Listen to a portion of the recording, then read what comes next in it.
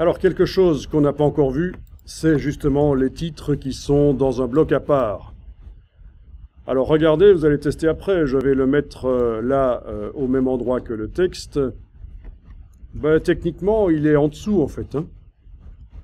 Si on zoome, oui, ça se voit, il est en dessous. Logique, il a été fait avant.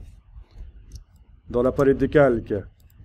Bon, ça va se voir clairement qu'il est en dessous. Palette des calques, menu fenêtre calque. Si j'ouvre ici. Oui, le titre ici est sous le bloc texte avec tous les paragraphes. Mais ça n'a pas d'importance qu'il soit en dessous ou au-dessus, dans ce cas-ci, parce que de toute façon, on va lui donner une caractéristique. Alors, je vous rappelle que si vous l'avez mis au même endroit que le texte, et que après vous avez désélectionné, pour arriver à le sélectionner, c'est... Mais forcément, si on clique, c'est le bloc du dessus qui se sélectionne.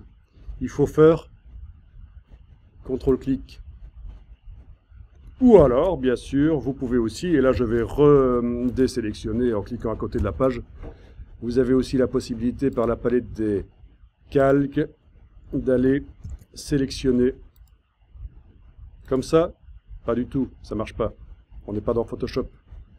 C'est comme dans Illustrator, c'est comme ça. En tout cas, voilà, le bloc est activé. Et je vais aller chercher une palette qui s'appelle habillage de texte. Menu fenêtre, habillage de texte. Et là, je vais enclencher pour ce bloc la deuxième icône. Et du coup, là où il se trouve, il repousse le texte. C'est de l'habillage. Il repousse le texte, il n'est pas interdit d'agrandir le bloc un peu parce que ça peut aider. Voilà. Avec l'affichage aperçu, je vais pouvoir mieux voir ce que je fais, peut-être même en enlevant dans la palette des calques les guides.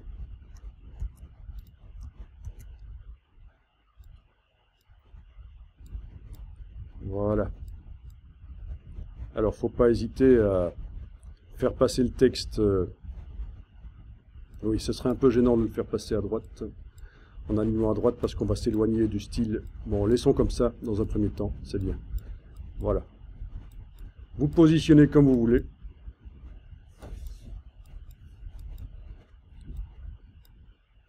Techniquement, il est même possible de le tourner. Et voilà ce que ça fait.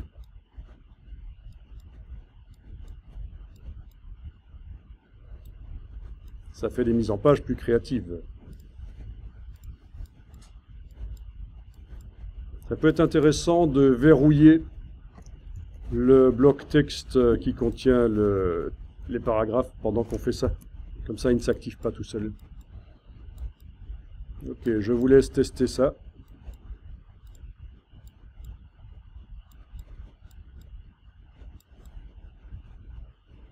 Bon, le tourner, c'est pas si génial que ça. Je vais remettre ici à 0, touche tabulation. Voilà. Oui, puisque dans la palette contrôle sur le dessus, vous avez l'angle. Voilà, il peut être aussi en dehors, il n'habille pas. C'est pas obligatoire qu'il habille. Ce qui est bien, c'est que vous le placez vraiment comme vous voulez, en fait. Par rapport à l'autre page où il était dans le même bloc que le texte principal, ici, on est beaucoup plus libre, en fait.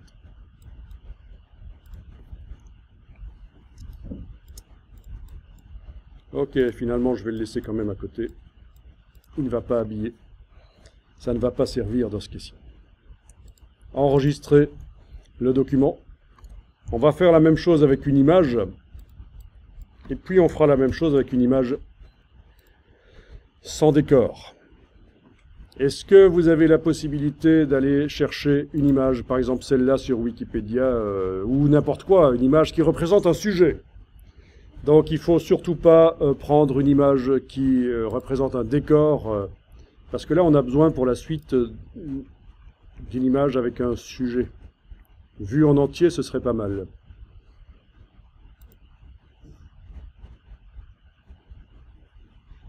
Je vais peut-être faire une recherche dans Bing, plutôt que d'essayer avec Wikipédia. Bing.com.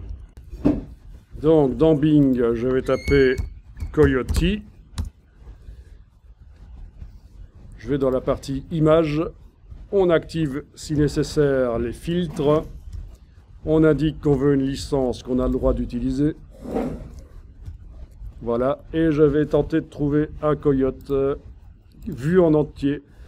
Et si possible, pas les pattes dans l'herbe cachées par des herbes. Ce sera plus simple pour la suite. Voilà. Je vais faire plus afficher l'image. J'enregistre. Alors, on va enregistrer dans le dossier d'aujourd'hui. Et plus précisément dans le dossier Links. Soyons propres, puisque c'est là que se trouvent les images.